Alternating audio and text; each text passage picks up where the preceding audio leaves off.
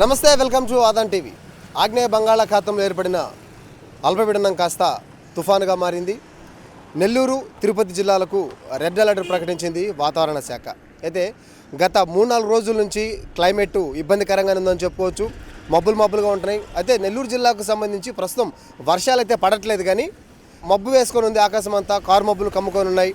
విపరీతమైన చలిగాలులు గత 2-3 సంవత్సరాలతో పోల్చుకుంటే ఈసారి మాత్రం చలి విపరీతంగా పెరిగిందని మనం చెప్పుకోవచ్చు. విపరీతమైన చలిగాలులు వీస్తున్నాయి. ఉదయం 10 దాటినా కూడా మంచు తెరలు వీడిపోవట్లేదు. మంచులోనే లైట్లు వేసుకుని వాహనదారులు ప్రయాణించాల్సిన పరిస్థితి నెల్లూరులో కనిపిస్తోంది. అయితే మరొక వైపు నెల్లూరు జిల్లాలో ఎఫెక్ట్ చూపించట్లేదు.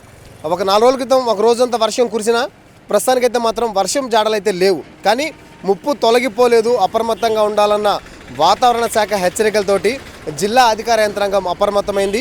లోతట్టు ప్రాంతాల ప్రజలందరినీ కూడా సురక్షిత ప్రాంతాలకు తరలిస్తున్నారు.